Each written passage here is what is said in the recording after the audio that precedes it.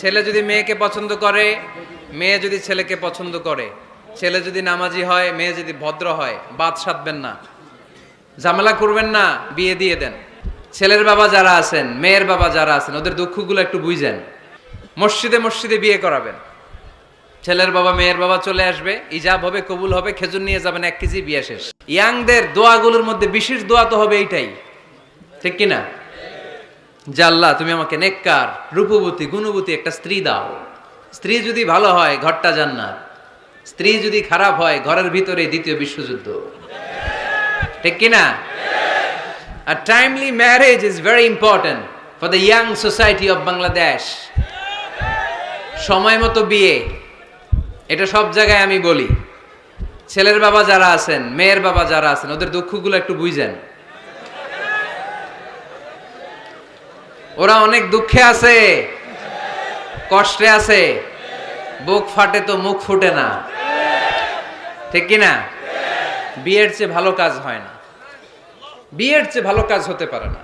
এই যে উঠতি বয়সের ছেলে মেয়েরা বর্তমানে ফাস্টেস্ট ওয়ার্ল্ডে যেভাবে ট্রেন্ড চেঞ্জ হচ্ছে, তারা তাদের যৌবনকে নষ্ট করে ফেলছে। তারা এই যে পরকীয়া, এই যে গার্লফ্রেন্ড বয়ফ্রেন্ডের যে কালচার, এগুলো আগে ছিল না, এগুলো দেশের মধ্যে এখন ঢুকছে। ওই যে চিল্লায় উঠতেছে অনেকে, দেখছেন? 100% কমন পড়ে গেছে এদের।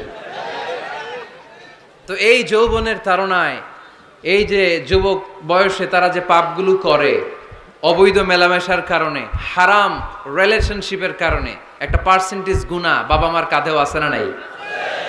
এজন্য খবরদার, ওদেরকে যদি সময় মতো বিয়ে না দেন, ওরা যে পাপগুলো করবে এটা শুধু ওদের পাপ নয়, আপনার কাঁধেও এই পাপ বর্তায়, তাই না? এজন্য আগে আগে বিয়ে দেন, অন টাইম, টাইমলি ম্যারেজ। মসজিদে মসজিদে বিয়ে করাবেন। ছেলের বাবা মেয়ের বাবা চলে আসবে, ইজাব হবে, কবুল হবে, খেজুর নিয়ে যাবেন 1 কেজি, বিয়ে শেষ। সহজ হয়ে গেছে না? 1 কেজি 2 কেজি খেজুর খাওয়াই দিবেন। দিস ইজ দ্য ওয়ালিমা। আল্লাহর হাবিবের যখন বেশি টাকা ছিল তিনি বেশি খাওয়াতেন। এক বিয়েতে তিনি 400 জন সাহাবীকে খাসির গোশত, উটের গোশত আর রুটি খাইয়েছেন। ওয়ালিমা, বিয়ের খাবার। সুবহানাল্লাহ পড়বেন না? আরেক বিয়েতে টাকা পয়সা নাই। এটা হচ্ছে সাফিয়া বিনতি হুয়াই ইবনে আখতাব, ইহুদি রাজকন্যাকে বিয়ে করেছিলেন খায়বার যুদ্ধের পরে। তো ফিরে আসবেন, আল্লাহর হাবিব বললেন এখানেই বিয়ে করব, মরুভূমিতে আমাদের বাসর হবে। বাসর ঘর সাজানো হলো, আল্লাহর হাবিব বাসর করলেন। সকালবেলা তিনি বেরোলেন, সাহাবারা ধরলেন, ইয়া রাসূলুল্লাহ, আগে না ওই যে রুটি খাওয়াইছিলেন, আগের বিয়েতে গোশত খাওয়াইছিলেন, এইবার কি খাওয়াবেন? আল্লাহর হাবিব বললেন এইবার তো আমার কাছে টাকা পয়সা নাই, তোমাদের কাছে কি আছে বলো? দাওয়াত খাইতে চাইয়া পড়ছে বিপদে সাহাবারা। তো সাহাবারা বললেন আমাদের কাছে কিছু নাই, কারো বাড়িতে কিছু ঘি, কারো বাড়িতে কিছু আটা, কারো বাড়িতে কিছু পনির। আল্লাহর হাবিব বললেন সব নিয়ে আসো, একটা বোলের মধ্যে রাখো। রেখে এটারে ম্যাশড করা হলো, ছাতু বানানো হলো। কি? এবার আল্লাহর হাবিব বললেন সবাই হাত পাতো, সবাই হাত পাতলো। আল্লাহ রাসূল সাল্লাল্লাহু আলাইহি ওয়াসাল্লাম হাতের মধ্যে একটু ছাতু ধরাই দিলেন, বললেন এটাই বিয়ের ওলিমা। সুবহানাল্লাহ পড়বেন না? তার মানে যখন সামর্থ্য বেশি তখন ওয়ালিমাতে খাওয়াবেনও বেশি। সামর্থ্য নাই, ছাতু খাওয়াই দিবেন অথবা খেজুর খাইয়ে দিবেন। খেজুরের চেয়ে ভালো মিষ্টান্ন আর হতে পারে না। খেয়াল রাখবেন, ফলের মধ্যে আছে সুক্রোজ। ফলের যে মিষ্টিটা, এটা কিন্তু বেশি ক্ষতি করে না, এটা খুব ভালো, ভেরি হেলদি। ফলের যে মিষ্টি এটারে বলে সুক্রোজ। মধুতে যে মিষ্টি এটাকে বলে ফ্রুকটুস। আর চিনিতে যে মিষ্টি এটারে বলে গ্লুকোজ। এই গ্লুকোজ বাদ দিতে হবে, বাদ দিয়ে সুক্রোজ আর ফ্রুকটুস খাইতে হবে। তাহলে সুস্থ রাখবে কে? দেখেন আল্লাহর হাবিব সাল্লাল্লাহু আলাইহি ওয়াসাল্লাম কত খেজুর খেতেন, তিনি মধু খেতেন, ফ্রেশ মধু, ফ্রেশ হানি আল্লাহর হাবিব সাল্লাল্লাহু আলাইহি ওয়াসাল্লাম খুব বেশি পছন্দ করতেন। এজন্য বিয়ের চেয়ে ভালো কাজ হতে পারে না। এদেশে ছেলে বিয়ে করতে চাইলে সবাই বলে নিজের পায়ে দাঁড়াও। আছে না এই কথাটা? কক্সবাজারে বলে বেশি, কি বলে? নিজের পায়ে দাঁড়া। আপনিও নিজের পায়ে দাঁড়াবেন, এইভাবে দাঁড়ায় বলবেন এই যে দেখেন নিজের পায়ে দাঁড়াইছি। তো এতদিন ছেলে কার পায়ে দাঁড়াইছে? নিজের পায়েই তো দাঁড়াইছে। বিয়েটাকে সহজ করেন। এখানে জনপ্রতিনিধি কেউ থাকলে আপনারা একটু দায়িত্ব নেন, ওদের দুঃখ কষ্ট একটু লাঘব করে দেন, ওদেরকে একটু মিলায় দেন। এই বিয়েটা হচ্ছে ভালোবাসার বন্ধন, এটা জান্নাতি ভালোবাসায় ভরপুর একটা সম্পর্ক। কারণ সৈয়দনা আদম আলাইহিস সালাম আর হাওয়া আলাইহাস সালাম দুইজনের বিয়ে হয়েছিল জান্নাতে। সুবহানাল্লাহ পড়েন। এজন্য আমরা বিয়ে করব। কি করব? বিয়ে করব। যারা করছেন তারা বেশি জোরে কইেন না যে করব।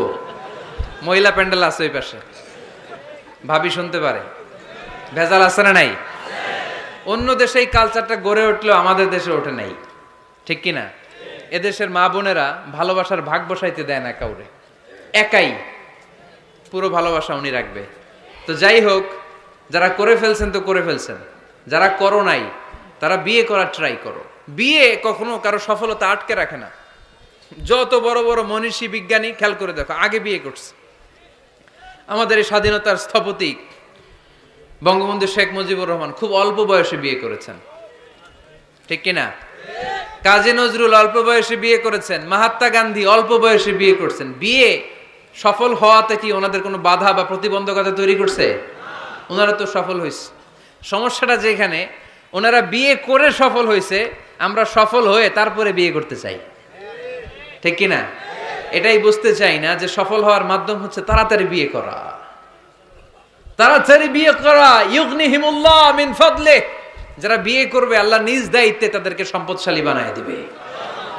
এজন্য আন-নিকাহ মিন সুন্নতি ফামান রাগিবা আন সুন্নতি ফালাইসা মিন্নি। বিয়ে আমার সুন্নাত, আমার সুন্নাতকে যে ভালোবাসে না সে আমার ফলোয়ার হতে পারে না।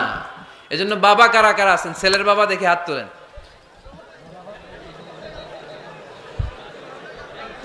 ছেলের বাবা হাত তুলে বলেন, আল্লাহ আমার ছেলেকে সময় মতো বিয়ের পিঁড়িতে বসায় দিব ইনশাআল্লাহ।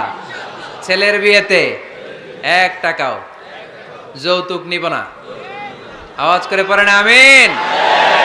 হাত নামান। মেয়ের বাবা কারা আছেন দেখি? মেয়ের বাবা হাত তুলেন, আওয়াজ করে বলেন হে আল্লাহ। আরো জোরে বলেন হে আল্লাহ। আপনাদের ভালো লাগতেছে না এটা? বলেন আল্লাহ আমার মেয়েকে সময় মতো ভালো পাত্রের হাতে তুলে দিব, সময় মতো বিয়ের ব্যবস্থা করব।